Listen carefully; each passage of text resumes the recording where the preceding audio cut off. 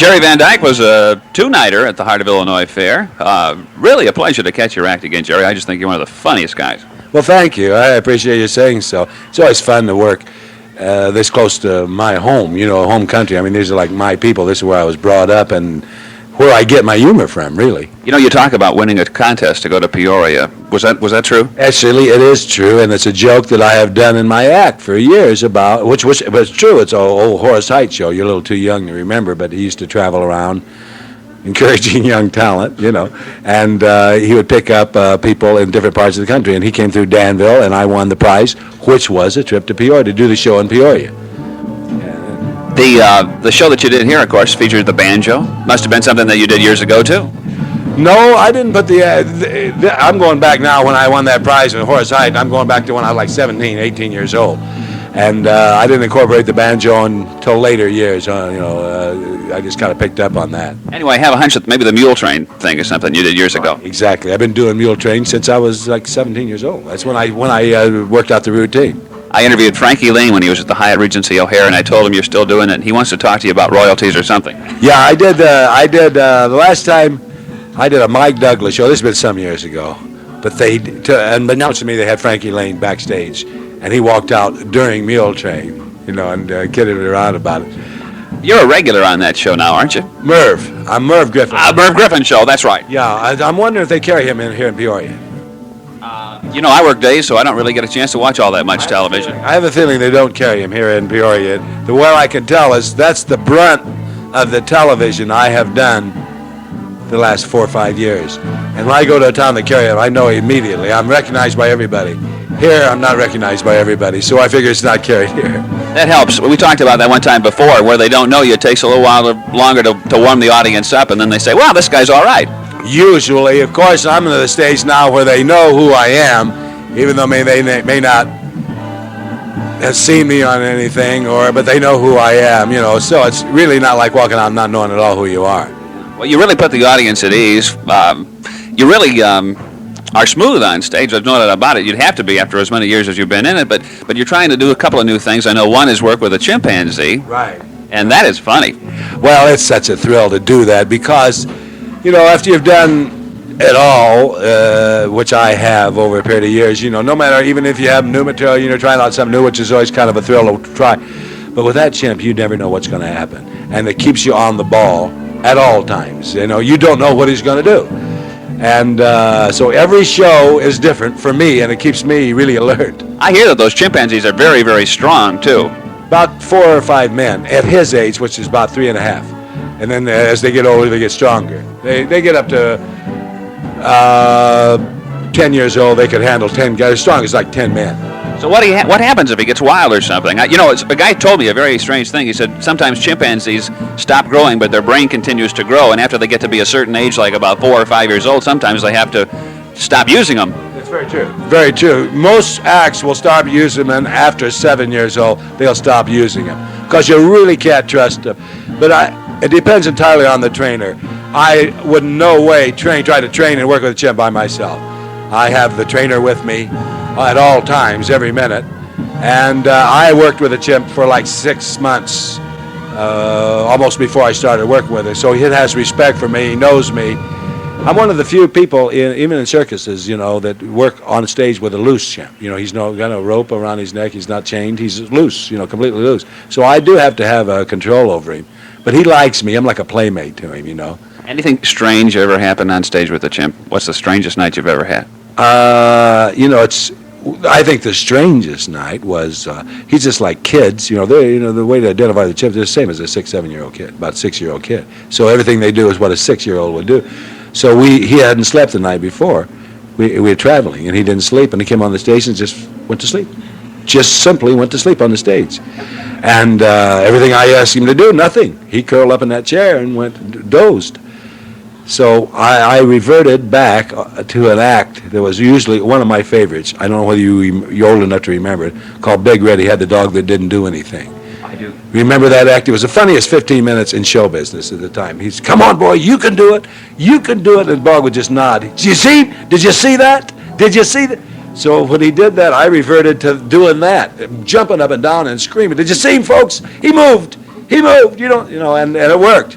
But I guess that was the strangest. Plus, he's done everything. Gone out in the audience and walked off stage and gone into the band. And this is completely off the subject, but just talking about chimps and bananas. Do you remember years ago there was a guy, I think he called himself the Banana Man, and he came out with a train, and by the end of the act he'd have a whole train full of bananas. Kept pulling bananas out of his coat and filling up boxcars and making a bigger and bigger train. It was one of those things that was on Ed Sullivan years ago. No, I don't. Yeah. I don't. I just worked a fair 5 days ago. We talked about old acts. A guy by the name of Chaz Chase. He's 80 years old, and he told me stories about working with 3 years with Will Rogers and all of them. And his act, he's doing the same act he did all his life from about 19 years old, and he's 80 now. Comes out and flowers, a cigar, dressed nice, and eats everything he's got on. That's his act. He eats the flowers, starts with a cigar, and then the flowers, a coat, hat, eats everything he says. Now that's his act. He's been doing it. I suppose it's a write-off, right, on income tax, clothing, wardrobe, whatever. I got to... Those great old vaudeville acts, they don't have anymore. It's a shame. Yeah. George Burns wrote a story, and I know you're a Jack Benny fan. We talked about Jack Benny and Laurel and Hardy and all those people from years ago. Oh, yeah. George Burns has a lot of anecdotes to tell about. Oh, those guys who were around there can tell. They had such great novelty acts. I was in, when I was younger, on seeing in the Chicago theater some of the older ones, a great 5-10 minute acts. But they didn't do one thing like Gene Sullivan with the banjo. He did 5 minutes, but it was a great 5 minutes. They did it every night all their life, 5 shows a day. And they had it to perfection. You don't see that anymore. One of the big interesting things that seems to be on television's mind these days are talk shows. And I understand there's a number of people coming along with the possibilities of talk shows. You're one of them. Yeah. I did a pilot that sold. And it's with Merv Griffin Productions through Metro Media. And we sold it. It's really a good show. It's the best thing I've ever done. We're waiting now till the end of the year because what happened was, as you say, we found out after the fact that everybody was doing a talk show for some reason to talk, and they wanted to wait and see how they fared. They didn't want to start at the same time, like in the fall and the summer when the rest of them were started. We're going to see what happens and jump in.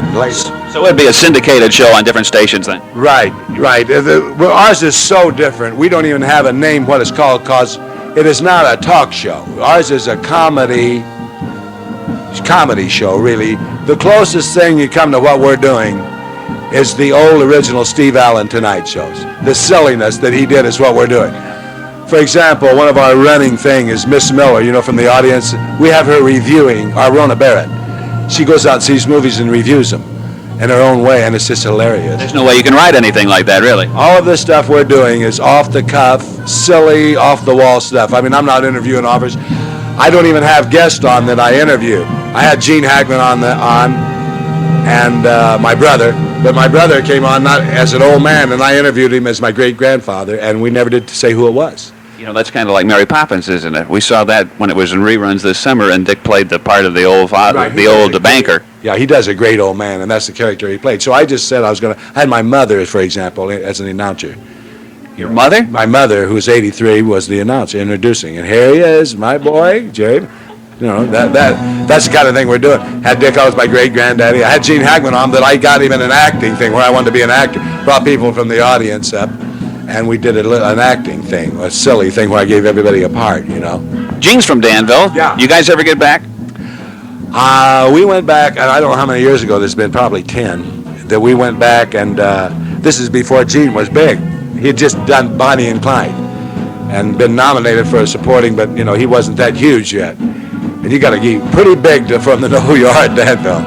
They know, the Bob Hope and President Carter, that anything else they're a little vague on. So we went back and did a benefit. I took Goober with me, George Lindsay, Gene, and we did a benefit to build tennis courts here in Danville. I think George Lindsay is going to be on the bill here at the Heart of Illinois Fair, too, later on this week, if I'm not mistaken. Yeah, he's a good friend of mine. George is a real good friend of mine. Funny guy, too. Yes. Jerry Van Dyke's, is it still open in the Encino area? No, that was one of my misadventures. I lasted 6 months. But it was something I've always wanted to do, and I don't have to do anymore.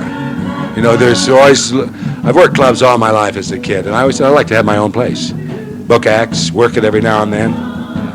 I just don't know anything about the club business. I was gone a lot, and we did business, but we lost a lot of money, so I got out of it pretty quick.